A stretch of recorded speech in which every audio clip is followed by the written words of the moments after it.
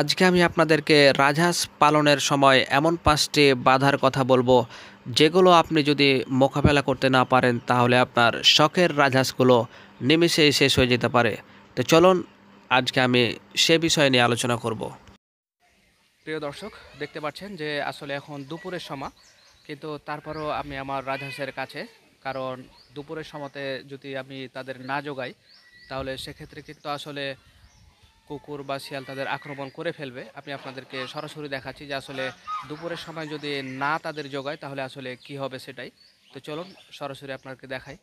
প্রিয় দর্শক, এই যে দেখতে পাচ্ছেন এখন দুপুরের সময়, আসলে এখন মানুষজন থাকে না, এই জন্য দেখতে পাচ্ছেন এই যে কুকুর, এই যে আপনারা কুকুর দেখতে পাচ্ছেন, এই জন্য দেখতে পাচ্ছেন হাঁসগুলো একটু বিচলিত। তো আসলে এরকম এই যে দেখেন এই যে কুকুর এখানে পাশে, তো এই দুপুরের সময়তে কিন্তু আসলে কুকুর তাদেরকে আক্রমণ করে এবং শিয়ালও কিন্তু মাঝে মাঝে চলে আসে এবং রাজহাঁসগুলোর প্রতি তারা আক্রমণ করেই ফেলে। তো বুঝতে পারছেন এরকম পরিস্থিতিতে আপনাকে কিন্তু সেগুলো জোগাতে হবে, নইলে কিন্তু আপনার শখের রাজহাঁস থাকবে না।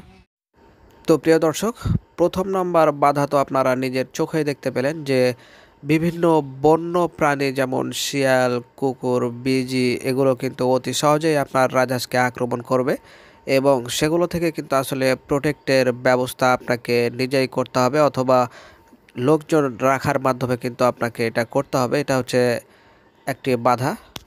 দ্বিতীয় নম্বর, আপনি যে বাধায় পড়বেন দ্বিতীয় নাম্বার আপনি যেটা বাধায় পড়বেন সেটা হচ্ছে যে আপনার রাজহাঁসের কিন্তু বিভিন্ন সময় বিভিন্ন রোগবালাই আক্রমণ করবে।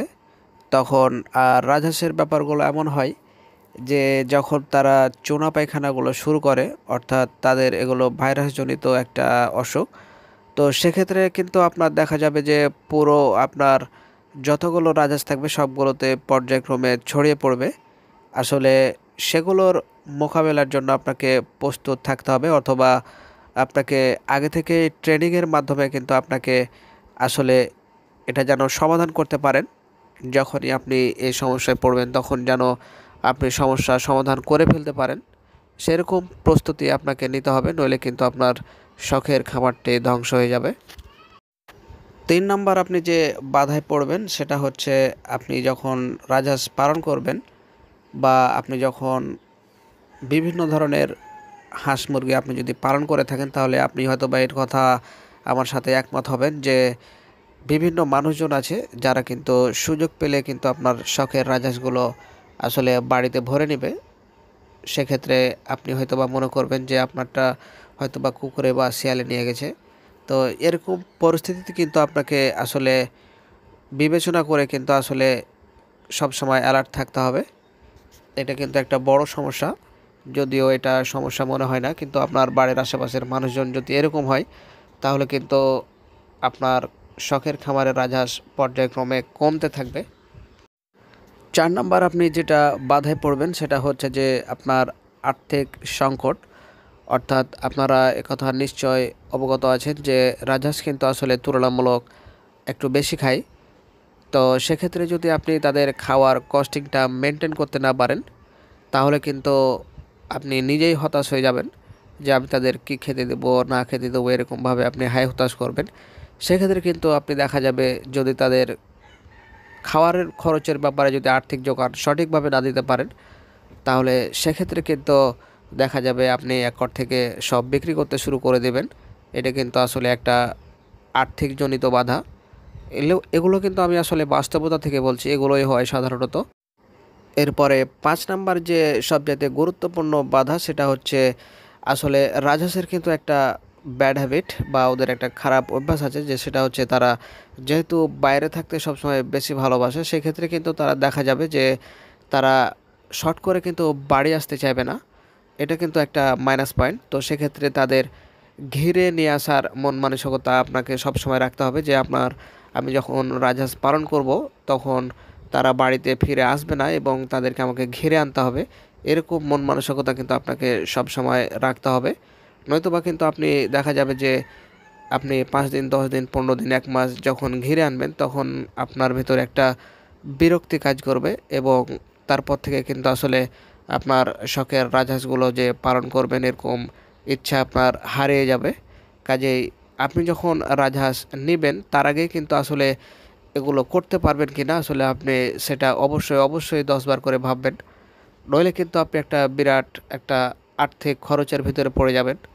কারণ দেখা যাবে যে আপনি রাজহাঁসগুলোকে বড় করলেন, কিন্তু আর কিছুদিন পালন করলেই কিন্তু আপনি একটি সফলতার দ্বারপ্রান্তে পৌঁছে যাবেন। কিন্তু আসলে সেই সময়তে আপনার এনার্জি লস হলো বা বিভিন্ন সমস্যায় আপনি পড়ে গেলেন, তাহলে সেক্ষেত্রে কিন্তু আপনি একটা আর্থিক লসের ভিতরে পড়ে যাবেন।